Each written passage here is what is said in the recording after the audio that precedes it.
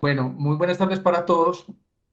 El objetivo de este panel, el cual a su vez tiene un formato muy informal, es que nuestros afiliados conozcan de primera mano de dónde venimos, dónde estamos y para dónde vamos en materia económica. Y a su vez, cuál ha sido el efecto en el desempeño y en la rentabilidad del Fondo Mutuo de Inversión Famisancera. Tenemos el privilegio y gracias pues, a estos invitados que nos aceptaron participar en el panel. Entre ellos están Juan Alejandro Aristizábal, de la firma Credicor Capital, es el vicepresidente de fondos inmobiliarios. Está Daniela Peña, asociada de productos de inversión, también de la firma Credicor Capital. Esteban Gaviria, especialista en renta fija y en productos de estructuración de la firma BTG Pactual. Y Munir Jalil, director ejecutivo y jefe de economía para la región andina, también de la firma BTG Pactual. Entonces, de nuevo, muchas gracias por haber aceptado la invitación y le damos la palabra a Munir Jalil.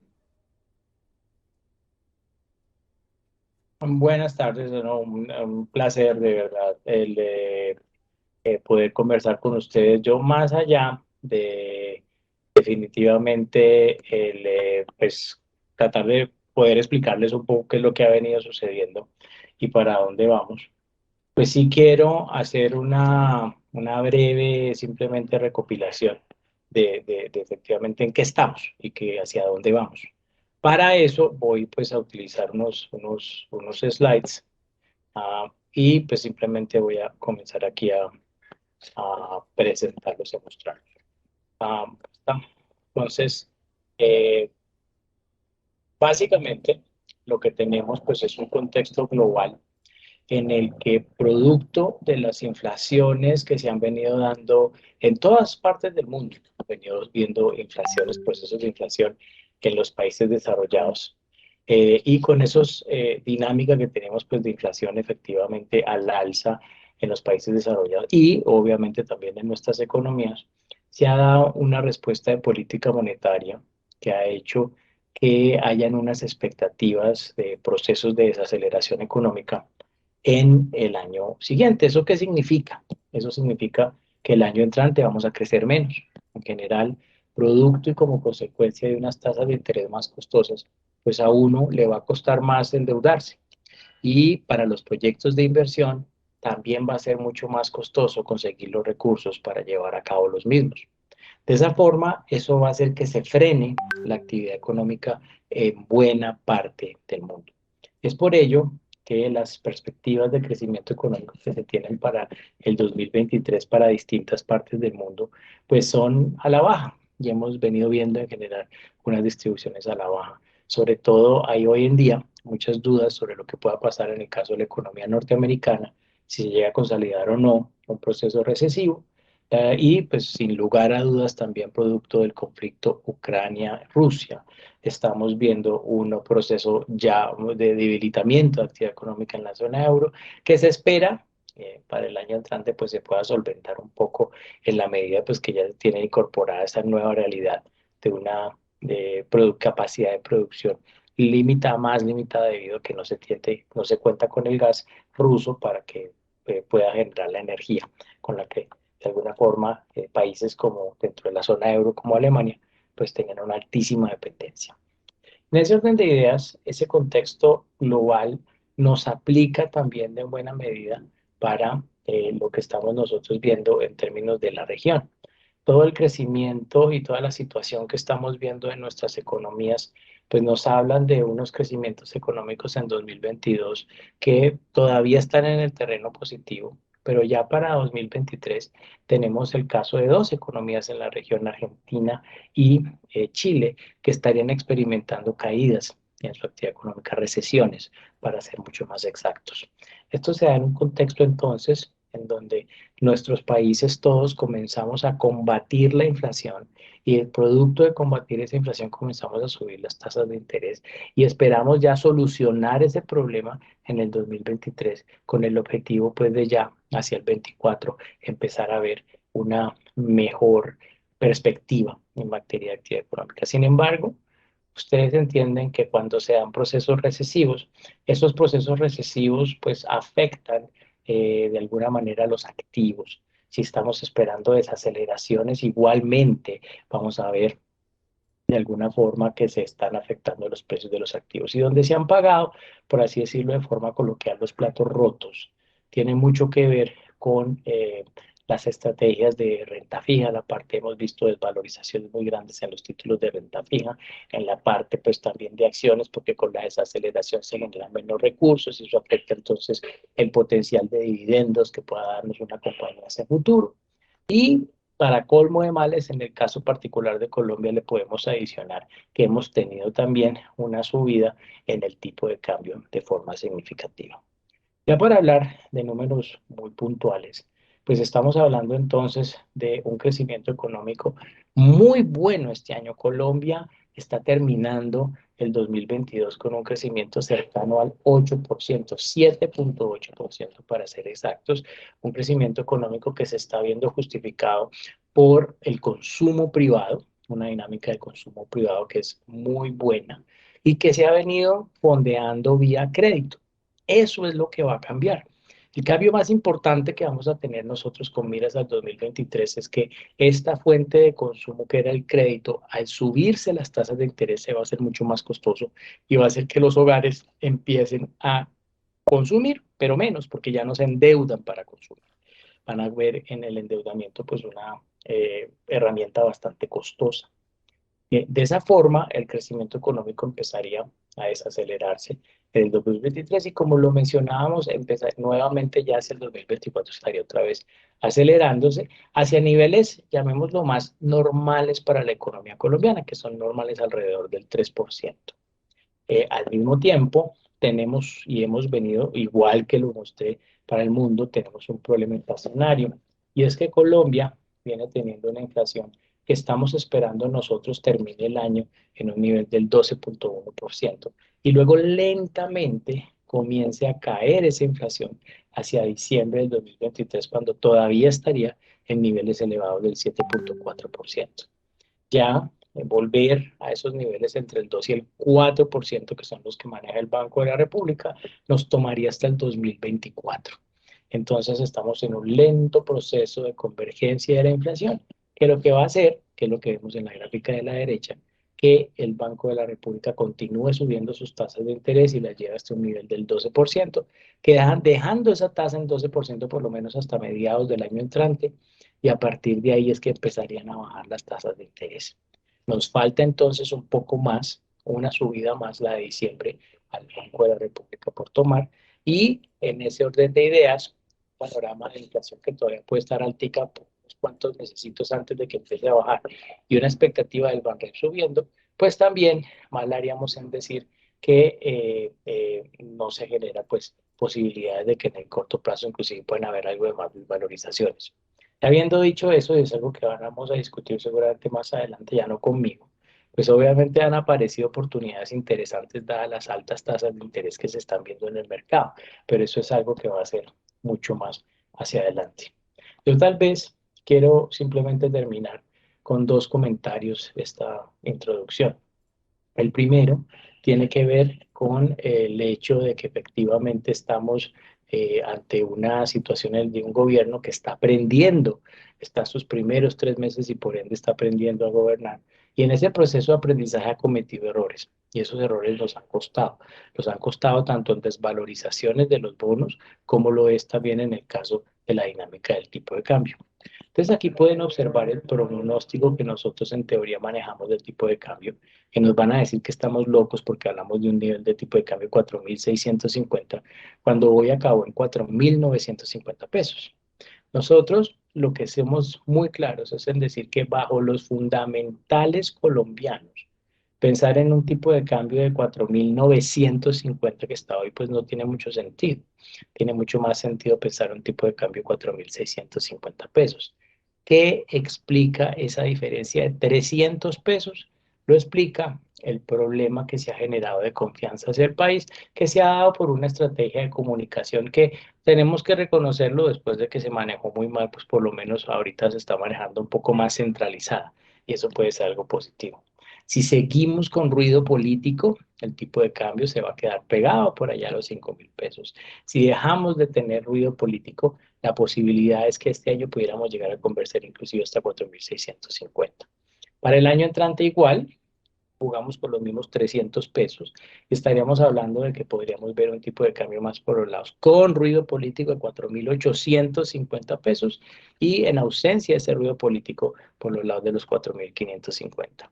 En ese sentido, pues obviamente las inversiones en dólares y lo que pase en dólares y los movimientos en dólares pues van a estar altamente dependientes de lo que pase también acá a nivel político, de la evaluación política que se tenga en el país y de, sobre todo de que se perciba que hay una estrategia de moderación de políticas que de alguna manera han sido percibidas como dañinas para el crecimiento económico en general. Entonces, el panorama que tenemos es de un 23 retador, un 23 en donde vamos a hablar de desaceleración, en un contexto en donde la inflación debería comenzar a converger, pero una convergencia muy lento, y un Banco de la República que va a estar ahí terminando de tomar sus decisiones de política y ya en el segundo semestre bajando las tasas de interés con el objetivo pues de volver a acelerar el crecimiento económico.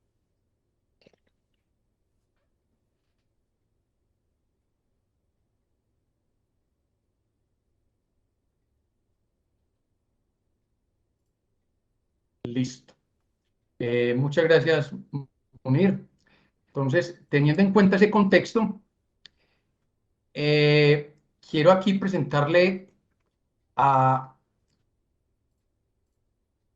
todos los afiliados en qué estamos invertidos en la actualidad en el Fondo Mutuo de Inversión Famisancela. Estas son las inversiones que tiene el fondo al cierre del 31 de octubre. Entonces, es muy importante tener este contexto económico para saber por qué se han dado algunos resultados en la vigencia del año y cuáles son las expectativas para el 2023, eso con el fin de que tomemos decisiones racionales y que obviamente no se tomen decisiones precipitadas. Entonces, arranquemos.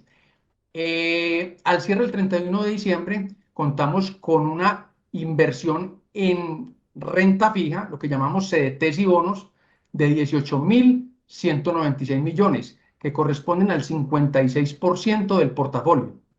En fondos inmobiliarios y otro tipo de fondos, tenemos 7.000 millones de pesos, que corresponden al 23% del portafolio. En préstamos a los afiliados, tenemos 4.600 millones, que corresponden al 14% del portafolio. En liquidez y bancos, que utilizamos para atender los retiros, rescates y posibles inversiones que se den a la vista, tenemos 1.156 millones, que equivale al 4% del portafolio. Y por último, tenemos en fondos o en carteras colectivas en dólares, tenemos 968 millones de pesos, que corresponden al 3% del portafolio.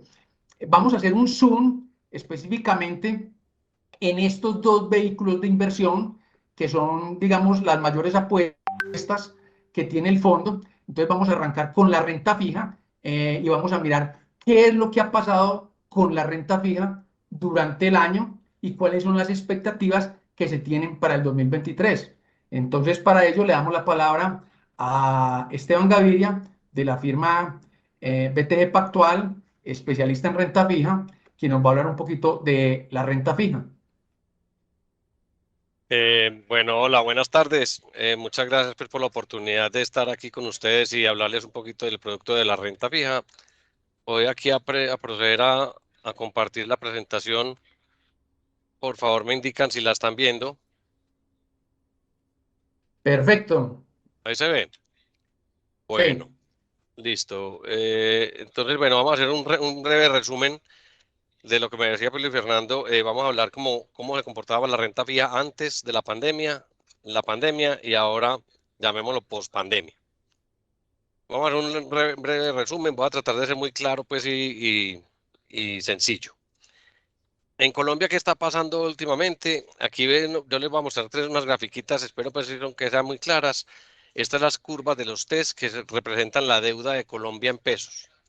Esta línea morada es los TES hace el 1 de enero del 2021 y aquí podemos ver lo que se ha desplazado las tasas hacia arriba. Esta línea naranja en las tasas hoy. ¿Esto qué nos muestra? Un gran incremento en las tasas de la deuda pública colombiana en todo este año, por motivos que ya voy a hablar más adelante, que tienden a llevar, pues, que hablan de riesgo país. Esta curva de abajo nos habla del riesgo Colombia, como nos perciben en el mundo. eh, o sea, la probabilidad o no de que Colombia pague sus deudas en dólares, eso se llama los CDS, los Credit Default Swap, a 10 años, es un método para uno mirar cómo lo están mirando los inversionistas extranjeros. Entonces, actualmente, ¿qué ha pasado? Este periodo del 2022, hemos estado en una tendencia constante de inflación al alza, o sea, eso quiere decir que los precios de la canasta familiar han estado subiendo, los arriendos, los alimentos, etcétera. Eso ha sido tanto Colombia como en el mundo. Esto ha pasado a raíz de varias cosas. Primero, que ahorita les voy a explicar con una gráfica más cronológica lo que pasaba, cómo se comportaba más o menos el mercado antes de la pandemia, qué pasó en la pandemia y después. Pero este año han pasado mil cosas. Primero, la recuperación de la pandemia, la demanda se disparó bastante fuerte de la gente, el mercado, todos los países lo que hicieron para defender por la pandemia fue llenar la economía de liquidez.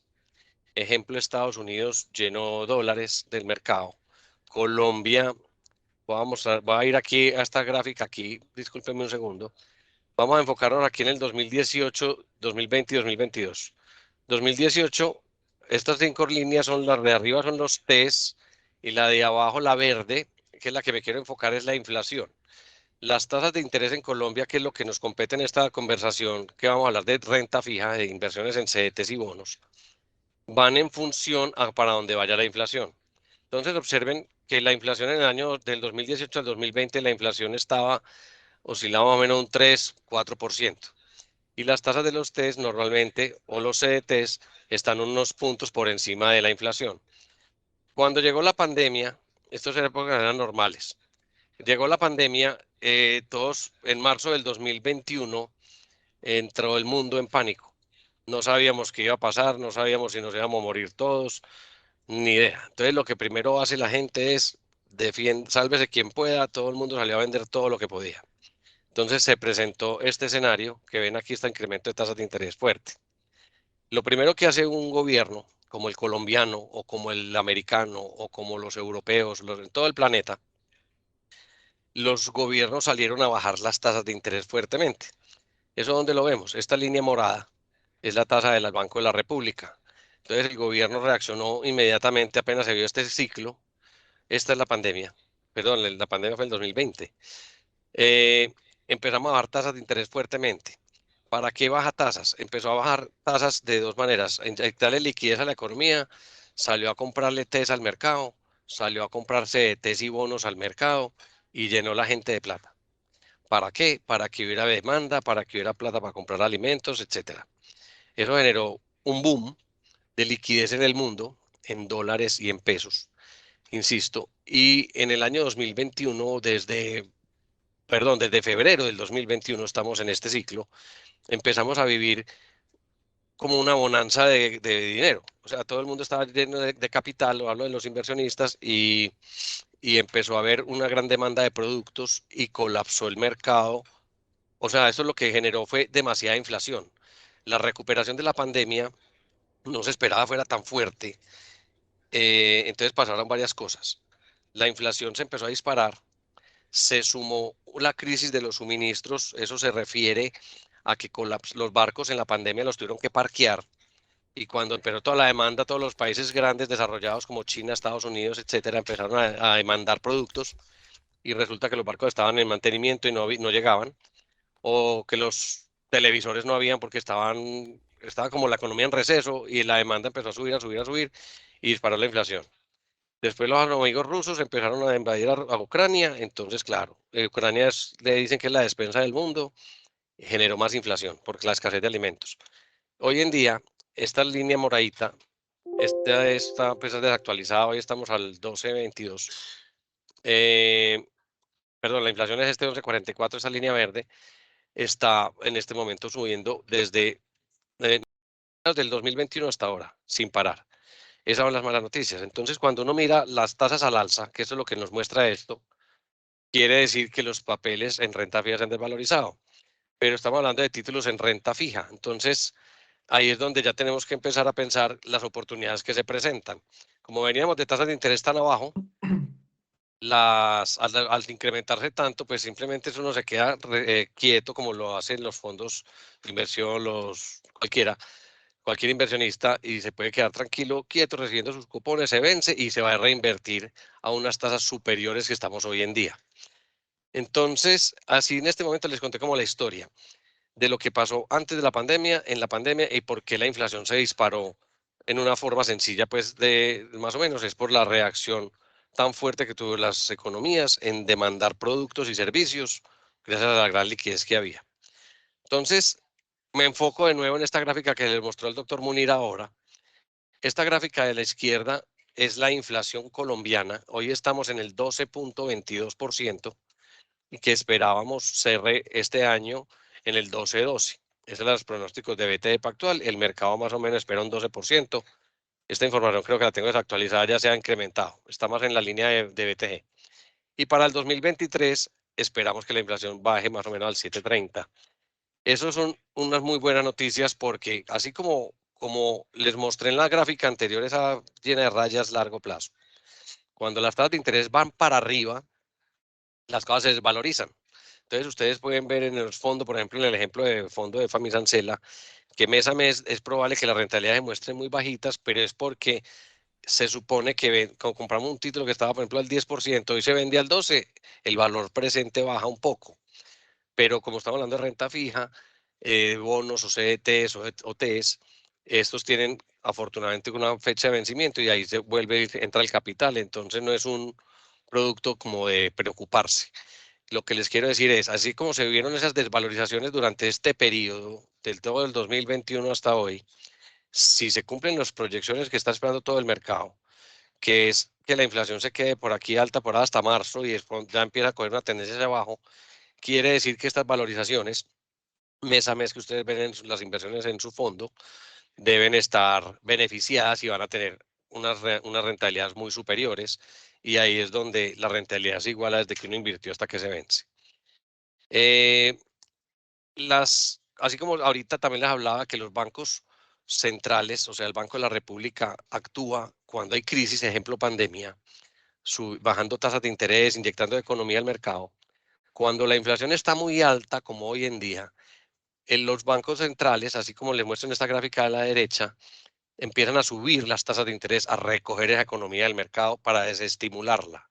La idea de eso es hacer que la gente deje de demandar productos y servicios. Eso, desafortunadamente, en esa ecuación desestimula el crecimiento económico, que como el doctor Munir Laura les contó, esperábamos que este año cierre en un 7.8. Al subir esta tasa de interés, eso va a desestimular la economía. Seguramente el doctor Munir y todos los analistas esperan menores crecimientos para el año 2023 y 2024 a raíz de esto, pero el objetivo de esto es bajar la inflación, o sea, que los bienes y servicios dejen de subir precios. ¿Por qué? Porque pues, resulta que ese es el impuesto más caro del mundo, la inflación. Si uno no tiene, si uno, por ejemplo, un empleado tiene el mismo sueldo todo el año y si los alimentos van subiendo, pues llega un momento que ni le alcanza para comprar las mismas cosas que necesita. ¿Cuál es la buena noticia? Esperamos que el Banco de la República suba tasas. La última vez ahora, este diciembre, a finales de diciembre, la última junta del banco las va a mantener estables al 11,5 o 12%. El doctor Munir ahorita en la gráfica que les mostró hablaba del 12%. Lo importante es la tendencia. Se espera que este ya sea el tope y que después empiece a bajar las tasas del Banco de la República. Esto hace que las tasas de los TES y de los CDTs y de los bonos también se valoricen, o sea, bajen las tasas. Por ende, vamos a recibir mayores rendimientos. ¿Cuál es la mejor noticia? Eso es lo que pensamos por Colombia. Aquí en esta me regreso un poquito. Esto es una curva de las tasas de interés de los bonos del Tesoro de Estados Unidos. Es muy importante siempre monitorear esto porque ese es el benchmark, o sea, la referencia para ver para dónde van con las cosas en el mundo. Estados Unidos hace una semana sacó su nuevo dato de inflación, salió en el 7.70, estaban esperando que fuera por encima. Y la gran noticia de esto es que ya llevamos 2, 3 meses ratificando que ya la inflación allá llegó a su máximo y está, parece, empezando a corregir hacia abajo. Entonces, miren, yo por qué les muestro esta gráfica, miren cómo llegó a subir las tasas de los dólares, o sea, la inversión en dólares en el gobierno de Estados Unidos a 10 años llegó a subir al 4.20 y hoy ya va bajando al 3.68. Esto es, al bajar las tasas el precio sube, o sea, eso es una buena noticia para las inversiones de renta fija en Estados Unidos. Eso nos hace pensar que en Colombia también, si en el mundo está empezando a bajar la inflación como allá, como en el mundo, en Estados Unidos, pues en este concepto, aquí en Colombia también podemos ser optimistas de que eso se puede empezar a cumplir. Sin embargo, pues todavía hay incertidumbres, aquí apenas estamos todavía en este ciclo al alza y estamos esperando que se pueden presentar otros 2 meses más de inflaciones por encima del 12. Ya como para terminar, vamos a hacer unos ejercicios que nosotros hacemos. Luis Fernando Betancourt, que es el que gerencia el fondo de Fami Sancela, me comentó pues los 18.000 millones de pesos que tienen invertidos en renta fija, están en promedio invertidos a 2 años. Entonces me tomé el atrevimiento a hacer este simple ejercicio. Es, si uno tuviera la plata invertida a 2 años y estamos en las tasas actuales, hoy miren cómo están de altas las tasas gracias a la inflación que está tan arriba, al 12, si tenemos un título en tasa fija, en un escenario muy pesimista, o sea, olvidémonos de la gráfica que se le acaba de mostrar, nosotros pensamos que las cosas vuelven a bajar y van a ser mejores este año y el año entrante, el 2023 sobre todo, pues, en un escenario pesimista, o sea, si las tasas vuelven y siguen subiendo, estamos aplicándole que subieran 400 puntos básicos, o sea, si un título está al 17% en tasa fija, que se puede conseguir hoy a 2 años, y le subimos 400 puntos, o sea, nos toca venderlos al 20%, al 21%, la rentabilidad no debería estar inferior al 13,5%. ¿Cuál es la buena noticia? El año 2023, la verdad, no esperamos que un portafolio en un escenario que sigamos igual de mal como este año, que fue el peor de mi historia. Yo nunca había vivido algo igual. Ya los de hoy en adelante no debería rentar la plata menos de un 13%. En el escenario esperado por nosotros, creemos que un portafolio moderado, y si lo indexamos, que es nuestra recomendación, que esté entre IPC y BR en la mayoría, debería estar rentando el próximo año más o menos un 18%. Esa es noticias buenas para el entrante. No hay crisis que dure 100 años. Venimos desde febrero del 2021 hasta hoy en día, inclusive, con un incremento sostenido de tasas a raíz de la inflación que sube y no para, pero ya sí creemos que se llegó ese momento deseado. El mundo está mostrando como esas señales. En Colombia también están dadas las condiciones para eso y esperamos que el mercado de renta fija sea de muy buenos réditos para el año 2023. Eso es todo lo que tenía para contarles. Esteban, muchas gracias. De nuevo, por Mucho aquí gusto, les Luis. comparto. Ahí me están viendo. Ya. Sí, ahí te vemos. Sí. Bueno, entonces antes de pasar a los fondos inmobiliarios, quiero terminar ahí ampliando toda la información de renta fija. Teniendo presente en estos días que un afiliado, perdón, me llamó y me dijo, bueno, yo quiero saber cómo están invertidos esos 18.000 millones de pesos que hablan de renta fija. Pues entonces aquí quería compartirles a los afiliados en qué están invertidos esos 18.000 millones. Primero que todo, es muy importante aclarar que los 18.000 están invertidos todos en entidades del sector financiero y están invertidos en bancos AAA. Aquí como vemos, aquí está expuesto, son títulos, o sea, con diferentes vencimientos y indexados unos a IBR, otros a IPC, otros a tasa fija. Entonces tenemos títulos del Banco de Bogotá, títulos del Banco Popular, estos son los montos invertidos, esto es a tasa fija y estos son los vencimientos de los títulos. Mire, títulos del BBVA, títulos del Banco de Occidente, bonos de Grupo Sura, CDTs del Banco Colpatria, de Corficolombiana, de Corbanca, da Vivienda. Repito, estos son los montos, la forma en que paga los intereses y cómo están indexados y las fechas de vencimientos. Entonces, está muy diversificado el portafolio. Y muy importante aclarar que todo esto son emisores con calificación AAA. Otra cosa muy importante para terminar de aclarar el tema de la desvalorización de la renta fija. Alguien también me preguntaba, un mismo afiliado me decía, pero venga, yo no entiendo cómo es que un CDT se desvaloriza. O sea, todas las entidades jurídicas, sobre todo carteras colectivas, fondos mutuos, que captan dinero, están obligados a valorar los vehículos de inversión a precios de mercado. O sea, una persona natural como tal no ve este efecto de desvalorización del título. La única forma que lo ve es si sale a venderlo antes del vencimiento. Ahí se da cuenta que el título se desvalorizó, pero la mayoría de la gente se queda hasta el vencimiento, entonces no va a haber el efecto de desvalorización. A nosotros, por ser una entidad que capta dinero, nos obligan a valorar de manera mensual y lo hacemos a través de un proveedor de precios de mercado que se llama Precia.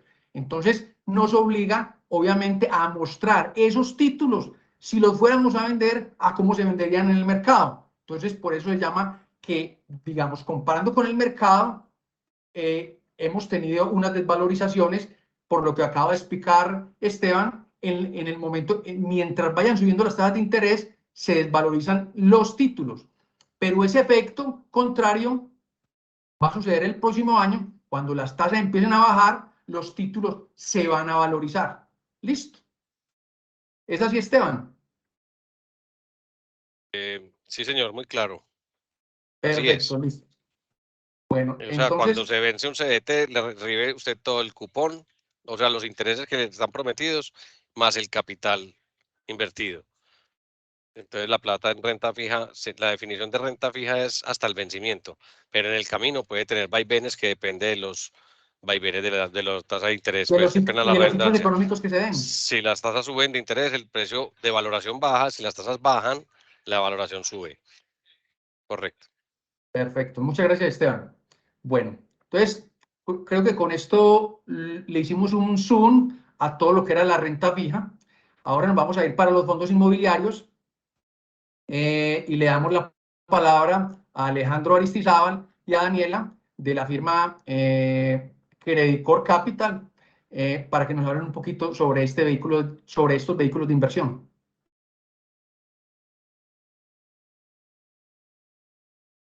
Perfecto, muchas gracias, Luis Fernando, por la invitación. La idea es darles como un recorrido por estos vehículos. De igual forma, digamos que vamos a partir como esta explicación en dos partes que son bien importantes. Una es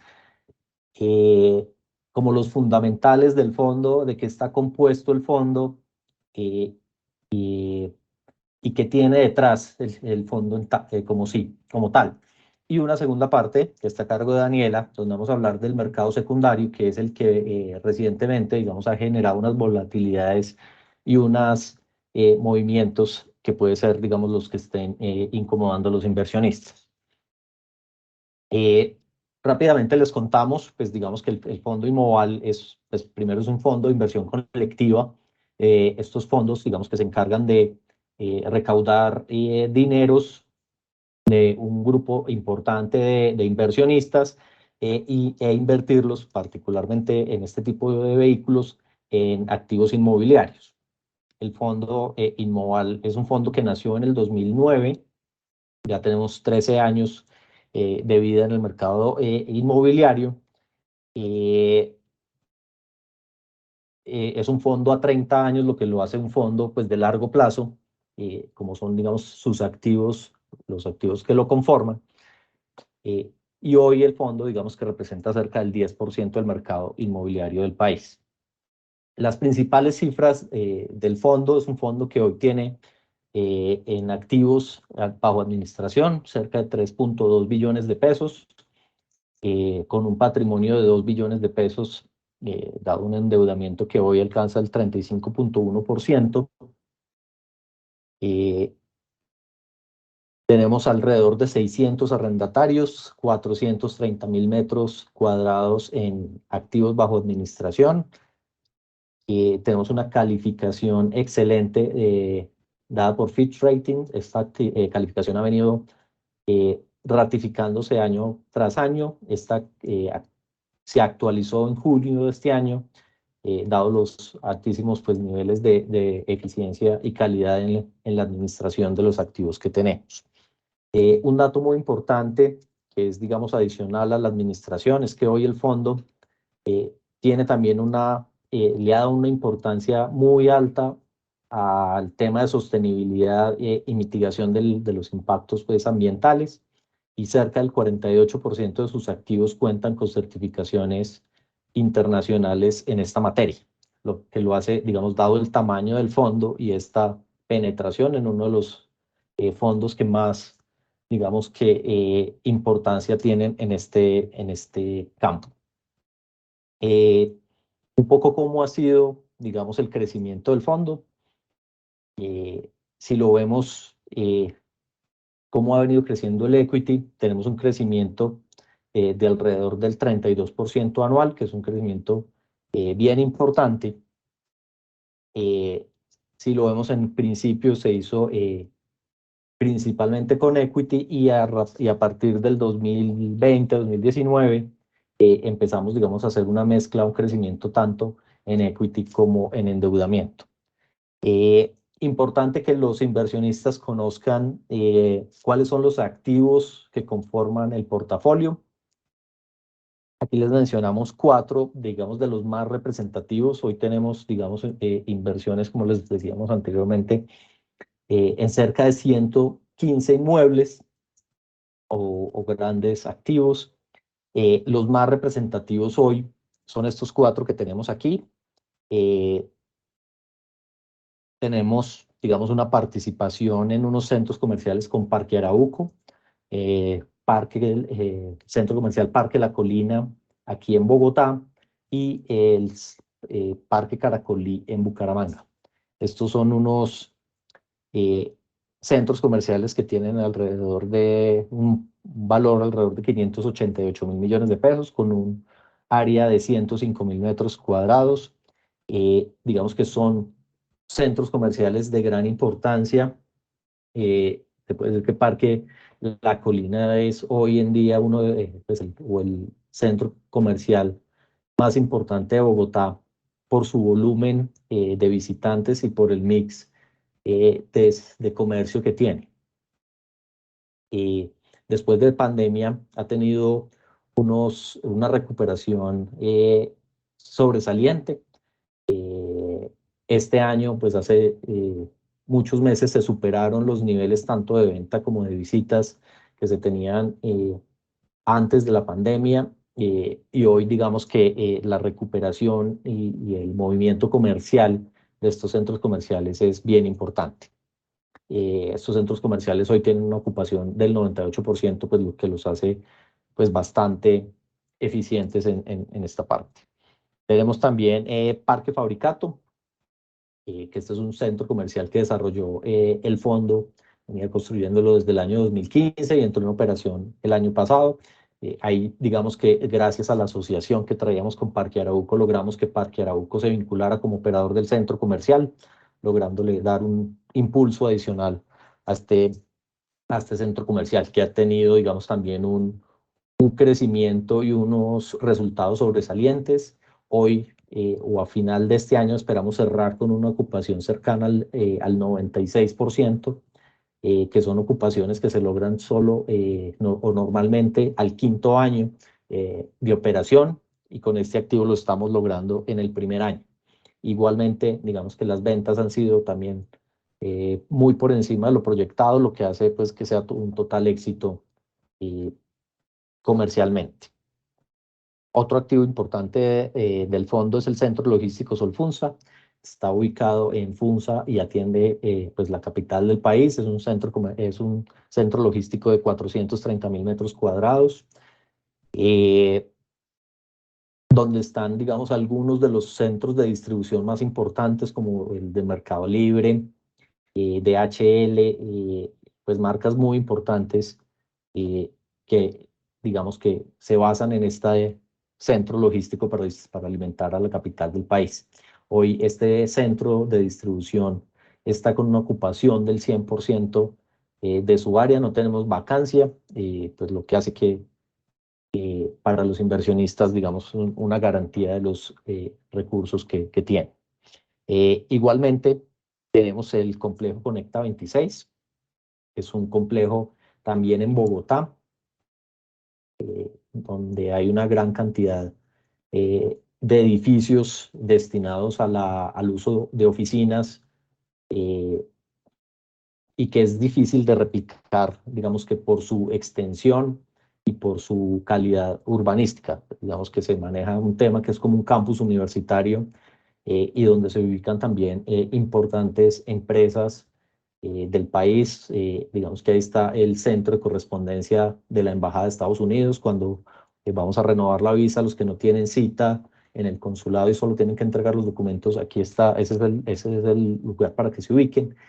Y se encuentran empresas muy importantes como Amazon, bancos como Scotiabank, y otras multinacionales como Teleperformance.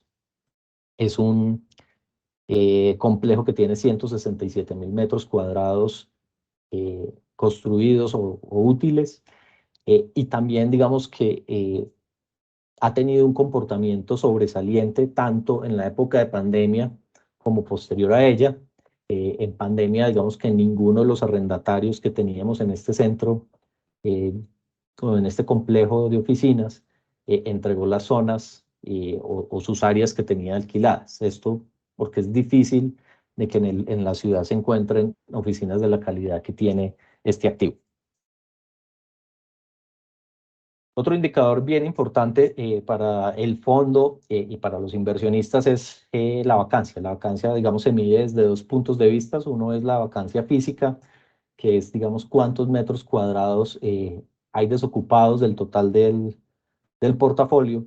Y el otro es la vacancia económica, que es del total de la capacidad de producir ingresos, qué área no está o qué parte no se tiene produciendo esos ingresos. Si vemos, digamos que la vacancia del fondo ha sido una vacancia muy estable a lo largo del tiempo, inclusive durante la pandemia, que ha sido el periodo más difícil del mercado inmobiliario en cuanto a ocupación. En ese año logramos estar, digamos, con una vacancia física del 5.5% y con una vacancia económica del 6%, que son indicadores muy sanos para este tipo de vehículos. Este año tenemos, pues a corte septiembre, una vacancia física del 4.53 y una vacancia económica del 5.21.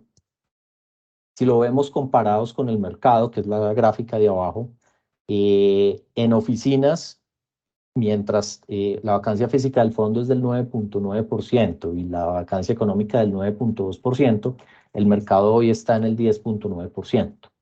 En activos logísticos o bodegas, mientras el mercado tiene una vacancia física o una vacancia general del 7.8%, todos los activos del fondo están ocupados al 100%. Y retail o comercio, el mercado tiene una vacancia del 6.7%, y el fondo una vacancia física del 3.8% y una vacancia económica del 2.9%. Estos indicadores también son muy sanos porque garantizan los ingresos para los inversionistas. También es de destacar la diversificación que tiene el fondo. Tenemos tanto diversificación en tipos de activos, donde el retail representa el 43.4%, las oficinas el 39.2%, activos logísticos el 12.8% y la hotelería el 4.5%. Y también tenemos una diversificación bien importante en cómo recibimos los ingresos. Cerca del 72% de los ingresos del fondo están representados en arrendatarios que individualmente representan menos del 2%. Y si vemos los arrendatarios que tienen mayor peso, pues son entidades AAA y multinacionales que garantizan que estos recursos, pues digamos que entren sin ningún problema al fondo. Importante, digamos que también es la gráfica de la esquina derecha, inferior derecha, que muestra el promedio de los contratos. Esto, al ser un vehículo de largo plazo, es importante también que los contratos tengan una duración alta. Hoy los contratos firmados tienen una duración de 5.5 años y están distribuidos a lo largo del tiempo, no están muy concentrados. Y tenemos una ventaja muy importante que es el año 2023, que es un año que, como lo informaban los comentarios anteriores, va a ser difícil en temas o retadores en temas económicos. Solo el 4% de los contratos se vencen, lo que nos garantiza, digamos, que una continuidad en la ocupación y en los ingresos. Un poco cómo ha sido la rentabilidad histórica del fondo. A lo largo de los 12 años o 13 años que vamos a cumplir o que tenemos recién cumplidos, la rentabilidad histórica ha sido del 9.85%, con un dividend yield del 4.34%. El año pasado, digamos que tuvimos unos resultados importantes donde la rentabilidad estuvo cerca del 9.6% y se repartió en caja. O sea, realmente esa rentabilidad se les entregó a los inversionistas casi el 51% efectivo. Este año vamos en un crecimiento del 15.38%. Esto, digamos que está influenciado en una parte importante por el crecimiento de la inflación, los activos, por el tipo de valoración que hacemos. Se tiene que hacer una valoración diaria teniendo en cuenta el valor de la VR que está atado a la inflación, y eso digamos que ha llevado que este año, por ese efecto, sea más alta esa rentabilidad de lo que ha sido históricamente. Perfecto, hasta aquí. Digamos que este era como un paso rápido para mostrarles que el fondo es un fondo con unos indicadores muy sanos. Los subyacentes, digamos que son activos inmobiliarios, construcciones, son primero, digamos que inmuebles de calidad, de una calidad importante, representativos en el mercado inmobiliario en el país, que han tenido un comportamiento excelente tanto durante la pandemia como a lo largo de la historia del fondo, y que los indicadores del fondo también, digamos que son muy sanos. Entonces aquí le doy la palabra a Daniela para que nos explique un poco del mercado secundario y la influencia, digamos, en el valor del fondo. Listo, gracias, Juan. Bueno, haciendo como un pequeño resumen de por qué tenemos un mercado secundario, es cuando se creó el fondo en el año 2009. Este es un fondo cerrado que, como lo dijo Juan, la estrategia del fondo es comprar inmuebles para ponerlos en renta. Es una estrategia a largo plazo. El vencimiento del fondo es a 2039. Entonces, cuando se creó el fondo, se decidió que también tuviera la posibilidad los inversionistas de vender sus unidades en dado caso necesiten liquidez o salir del fondo en un periodo menor a los 30 años estipulados inicialmente. Entonces, esa salida de las que les estoy hablando es lo conocido como el mercado secundario. Entonces, es a través del cual los inversionistas que están dentro del fondo pueden salir a vender sus unidades del fondo, consiguiendo un comprador en la misma plataforma, por así decirlo, donde se operan los bonos y los CDTs del mercado de renta fija. En esa misma parte pueden encontrar las operaciones de Inmoval. Entonces, ¿cuál es ahora como el tema del mercado secundario y esa desconexión que estamos viendo? Tal como lo dijo Juan, los fundamentales del fondo están en un momento muy bueno. Entonces, estamos viendo vacancias muy bajitas, tenemos activos AAA, estamos generando una rentabilidad patrimonialmente hablando, es decir, de los fundamentales del fondo, muy buena, cerca del 15%. Esperamos terminar el año más o menos entre el 13 y el 14% por el ajuste que va a tener los avalúos con respecto a la inflación. Y es un resultado muy bueno.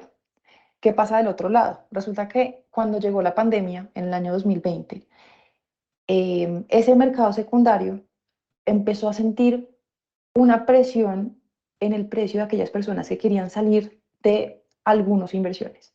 Entre esas, los fondos inmobiliarios en general. Esto no es un tema de Inmoval, eso es un tema que le está pasando a todos los fondos inmobiliarios por igual. Algunos tienen mayor volatilidad que otros, pero todos lo están sintiendo igual, que realmente lo estamos viendo en casi todos los tipos de activos del mercado. el accionario, el de renta fija y demás.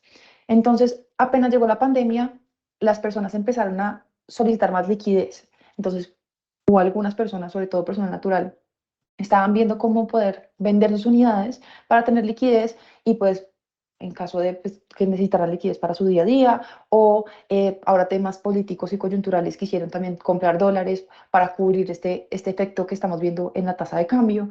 Y todo esto, toda esta coyuntura que nos ha traído no solamente a nivel local, sino a nivel internacional, se ha reflejado una presión en el precio. Es decir, las personas están pudiendo o están queriendo vender con descuentos nunca antes vistos. Estos descuentos se están dando por operaciones bastante pues, pequeñas con respecto al monto total del fondo. Entonces, recordemos que el fondo tiene en total de activos 3.2 billones de pesos. Y en total este año, lo que se ha operado en el mercado secundario, sumando todo, es cerca de 6.200 millones de pesos. Entonces, el, el efecto que estamos viendo acá es que unas operaciones por montos bajitos están llevando o marcando un precio en el mercado secundario con unos descuentos muy, muy fuertes. E igual que sucede con renta fija, como lo estaban mencionando en su momento, en el caso del fondo, ustedes también están viendo reflejado el mercado secundario, es decir, los precios del mercado. ¿Por qué? Porque así la normativa lo establece. Mientras que patrimonialmente se están viendo resultados positivos, muy buenos. En esa gráfica que tenemos acá, vemos que tenemos una línea azul clara, que antes de la pandemia, la azul clara y la azul oscura eran la misma línea. Y a partir del año 2021, por un cambio de norma que trajo la superfinanciera, hubo una desconexión o se empezó a ver un reflejo de la desconexión, porque la desconexión venía desde el año 2020, se empezó a ver el reflejo de la desconexión entre el mercado secundario y los fundamentales del fondo o el valor de la unidad. Entonces, si vemos la línea azul clara, vemos que efectivamente hay una rentabilidad positiva, siempre está hacia arriba, hubo una corrección en un momentico o vemos correcciones pequeñas, pero el resultado en general es positivo. Ahora, si nos concentramos en la línea azul oscura, nos damos cuenta que hay una volatilidad muy fuerte, esto reflejo de las operaciones que vemos en el mercado secundario y de la metodología de valoración que tuvo la norma que entró en vigencia a partir del 2021, de junio del 2021. En resumen, hemos visto la última operación que se dio en el mercado secundario fue en octubre, el 26 de octubre, con un descuento del 60%. Es decir, un inversionista quiso salir del fondo vendiendo solamente 150 millones de pesos. Esa operación de 150 millones de pesos marcó precio para el total del fondo de 3.2 billones de pesos con un descuento del 60%. Que en esa gráfica que vemos ahí es la caída al final que marca pues cerca de los 13.000 pesos del valor de precio de valoración. Si comparamos el volumen, que son las líneas, bueno, se ve un poquito clarito, pero son las líneas que son naranjas que están en la parte de abajo, podemos ver que el volumen operado en el mercado ha tenido una disminución muy fuerte. Previo a la pandemia, vemos líneas todos los días habían operaciones, días con operaciones muy grandes, días con operaciones un poco más pequeñas, pero en general todos los días habían operaciones.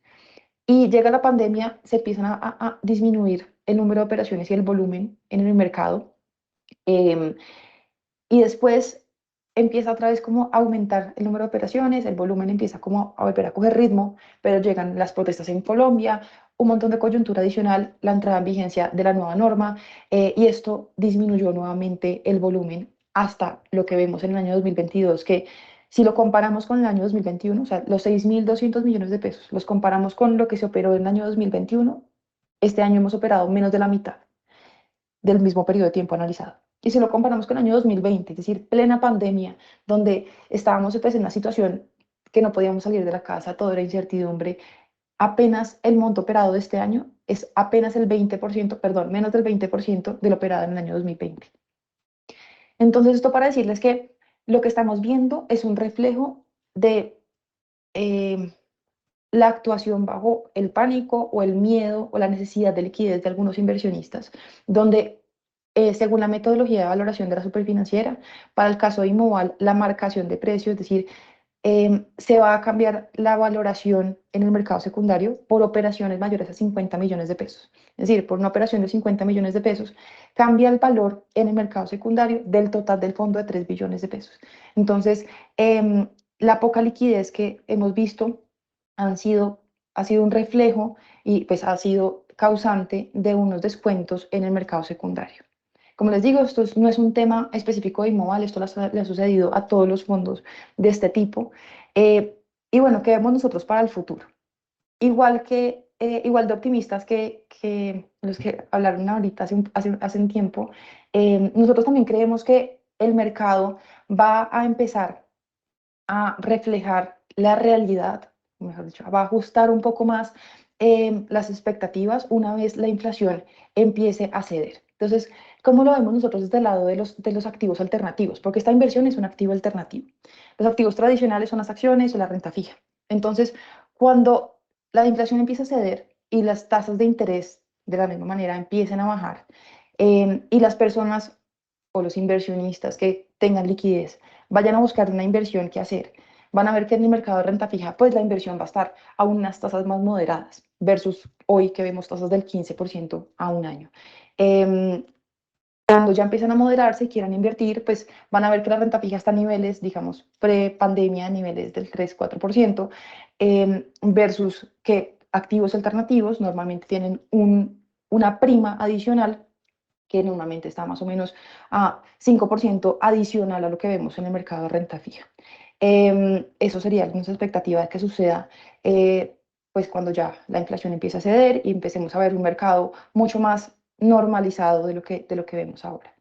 En cuanto a qué ha sucedido y qué hemos hecho nosotros de cara a buscar iniciativas que mejoren la liquidez del mercado secundario, hemos actuado de varias formas. Lo primero es que nos hemos unido con otros fondos de inversión colectiva inmobiliarios que están pasando por exactamente lo mismo que nosotros.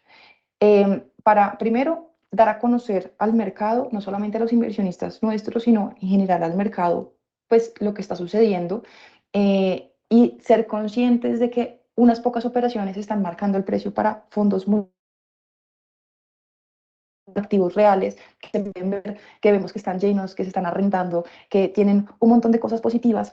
Entonces, para tratar de bajar un poco ese pánico que está sintiendo, sobre todo el inversionista, persona natural, que ve en su extracto, es un reflejo de una valoración con una volatilidad muy fuerte. Entonces, ¿qué estamos haciendo nosotros? Lo primero es sentándonos con los inversionistas, igual que estamos haciendo en esta ocasión, contándoles lo que está sucediendo en el mercado secundario, cuáles son los fundamentales del fondo, que puedan tener todas las herramientas, pues y conozcan absolutamente todo acerca del fondo con el fin de darles toda la tranquilidad de que sus recursos están invertidos en un fondo de largo plazo, que tiene inmuebles AAA, que todos o en su mayoría están rentados, es decir, tenemos una vacancia muy baja. Y con ello, a la hora de tomar decisiones de venta, para aquellos que estén necesitando liquidez, pues tengan las herramientas para decidir si vender o no vender, a qué descuentos realizarlo. En segunda instancia, estamos realizando también reuniones con potenciales inversionistas, tanto locales como internacionales. Esto lleva un poco más de tiempo, porque con estos descuentos que vemos en el mercado, para aquellos inversionistas oportunísticos es, perdón la redundancia, pero es una oportunidad para entrar con descuentos del 60%, entrar a un mercado inmobiliario en Colombia con ese tipo de activos es una oportunidad muy buena.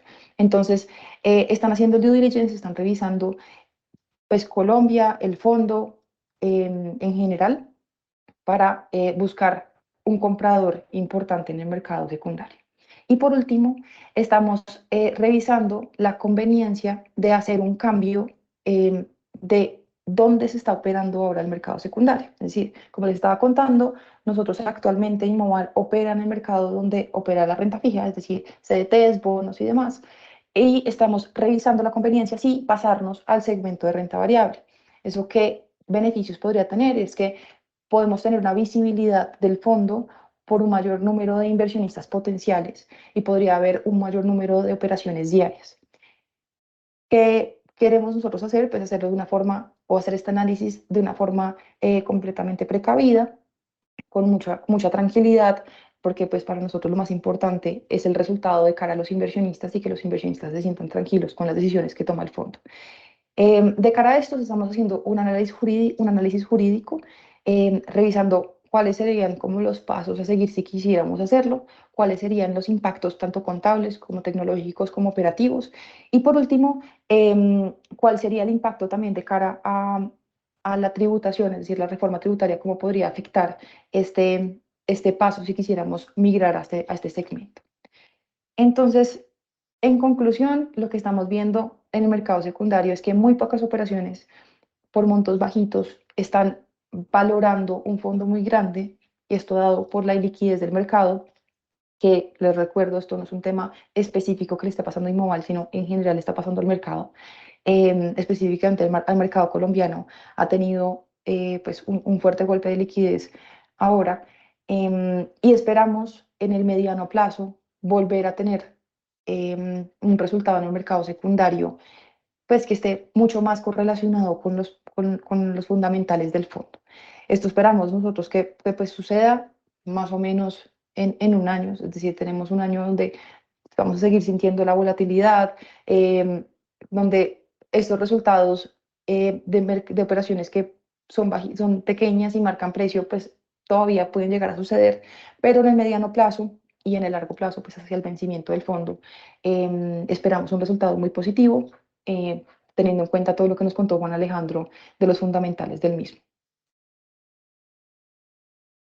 Bueno, muchas gracias Daniela y Alejandro. Yo voy a hacer un breve resumen, digamos, en estos dos vehículos de inversión que tenemos y los que acabamos de hablar, que son la renta fija y los fondos inmobiliarios, porque en nuestros afiliados este tema del tema de la valoración genera pues mucho cuestionamiento y muchas inquietudes. Entonces voy a ser muy enfático que en la renta fija, en la medida en que suben las tasas de interés, se genera desvalorización en los títulos, y cuando empiezan a bajar las tasas se genera valoración en los títulos, que es la expectativa que tenemos para el próximo año.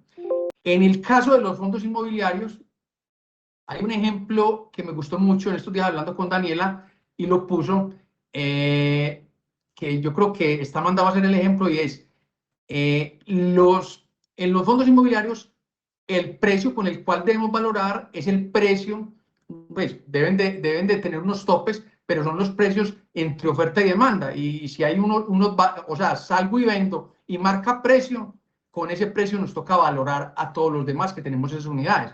Entonces, en este caso, nos decía Daniela, vea, es el ejemplo muy sencillo. Si mi vecino de al lado vende el apartamento que vale 100 millones de pesos por X o Y motivo, lo tuvo que salir a vender a 50 millones de pesos, no es que usted que vive al lado también lo tenga que salir a vender a 50 millones de pesos, pero sí le toca valorarlo que vale 50 millones de pesos. Eso es prácticamente lo que nos está sucediendo a nosotros. Entonces, quienes materializan esa pérdida, efectivamente es quienes se salen. Entonces, es un tema coyuntural de oferta y demanda que está pasando en el momento, porque obviamente no hay apetito inversionista. No hay apetito inversionista por todo ya lo anteriormente mencionado. Hay en este momento una inestabilidad tributaria. Estamos pendientes de la reforma tributaria, digamos, por todo lo que se está viviendo a nivel internacional. Entonces no hay apetito de los inversionistas, no hay quien quiera invertir. Entonces quien quiere salir a vender le toca quebrar los precios, y esos precios marcan precio para valorar. Eso es lo que está pasando en este momento. Eso es básicamente, Daniela, ¿cierto? Sí, tal cual. El ejemplo del apartamento es realmente muy bueno. Correcto. Bueno, ya para terminar, voy a compartir las últimas diapositivas con el fin de terminar la explicación del portafolio para nuestros afiliados.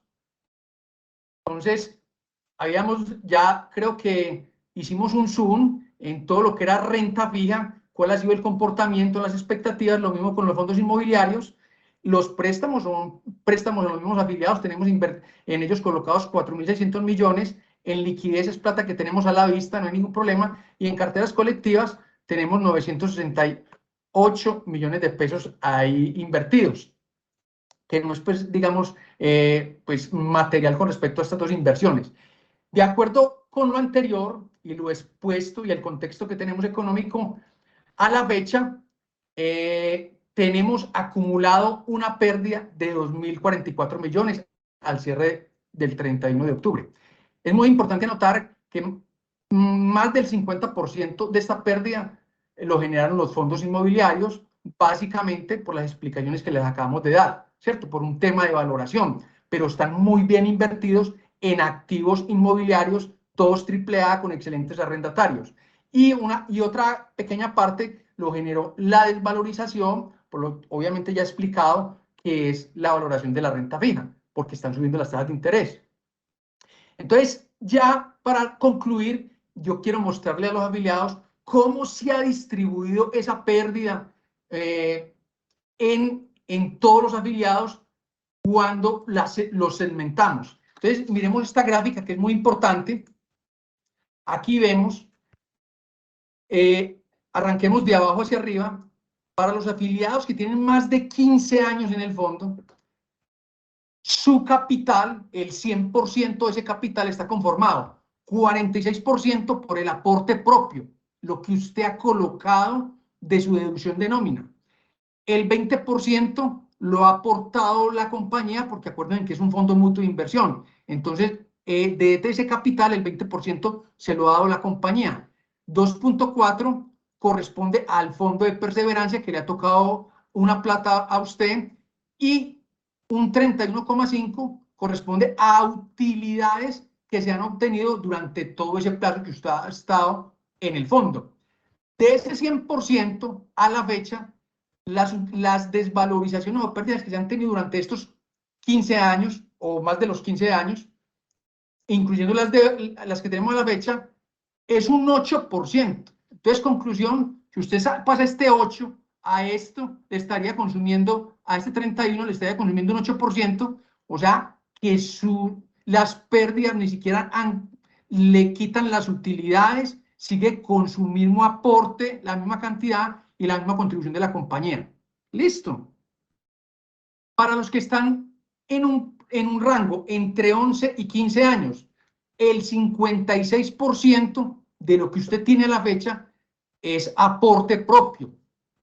El 26% se lo ha puesto la compañía. Un 1.8% corresponde al fondo de perseverancia y un 16% corresponde a las utilidades que le ha generado el fondo durante la vigencia en el mismo. Y las pérdidas corresponden aproximadamente a un 8%. Entonces, digamos que ese 8% se nos estaríamos restando a las utilidades también que tiene acumuladas durante la vigencia. O sea que tampoco le está afectando el aporte propio, la contribución de la compañía ni el fondo de perseverancia. Pasemos a los que están entre 5 y 11 años de vigencia en el fondo. Lo que ha aportado con plata propia es el 62%, 29% la contribución de la compañía, 0.8% el fondo de perseverancia, 9.1% utilidades y 9 las pérdidas acumuladas. Conclusión, estos dos se netean y le queda el aporte propio, la contribución de la compañía y el fondo de perseverancia. Digamos que la parte un poquito ya, digamos, lo más crítica, entre comillas, es los que están por debajo, los que están entre 1 y 5, su contribución total es del 79%, el 20% corresponde a aporte de la compañía, 1.5 a utilidades reinvertidas y el 8% que corresponde en promedio a las pérdidas acumuladas, pues se está llevando parte de las utilidades reinvertidas y una partecita de la contribución de la empresa. Por último, los que están, o sea, los que entraron prácticamente este año, menor a un año o igual a un año, han contribuido de su plata el 99%. Aquí todavía, pues gran parte no ha tenido consolidación de la contribución de la compañía. Entonces, esas pérdidas, digamos que en este momento le están afectando parte de la contribución. Pero miren en esto, es que acabaron de empezar. Acuérdense que estamos hablando de un tema de inversión, no de ahorro. Y las inversiones son de largo plazo. Ejemplo, esto lo demuestra, mírenlo acá. esta gente que ha perseverado y ha mantenido, miren cómo en el largo plazo el solo aporte ya es un 46% y miren las utilidades y el fondo perdón, y la contribución de la empresa, digamos, la participación que tiene tan importante. Entonces, también aquí es muy importante aclarar que la gente que entró en este año, que es los que están en este rango, están comprando también unidades muy baratas, porque las unidades están, digamos, históricamente muy bajas, ¿cierto? Por las pérdidas que se han dado. Entonces, el llamado acá, primero, a todos nuestros afiliados, es informarles que es un tema de aguantar. Ya nos dijeron acá, pues digamos, los expertos en cada una de las áreas, que ya estamos, pareciera ser, llegando al final, digamos, de este ciclo de contracción. Toca esperar el otro año, en el momento en que empiece la senda descendente de las tasas y podamos tener frutos ya con la inversión que tenemos o la apuesta, que es nuestra mayor apuesta, que es la renta fija, y digamos que tengamos también, se mejore el apetito de riesgo y obviamente se dinamice todo el mercado y la rueda la rueda de renta variable, para que se dinamice tanto las acciones como los fondos inmobiliarios y mejore la liquidez. Bueno, ya con esto damos por terminados, pues digamos, este panel. La verdad, muchas gracias por la participación a Alejandro Aristizábal, a Daniela de la firma Credicor Capital, a Esteban y a Munir de la firma BTG Pactual. Muchas gracias. Con mucho gusto, siempre atentos a Gracias. cualquier inquietud. Que estén Bueno, bien. que estén muy bien. Muchas Hasta gracias, luego. Luis Fernando. Chao, Estamos, feliz tarde, que estén estamos bien. atentos para cualquier necesidad. Muchas gracias por tenerlo en Gracias, cuenta. chao.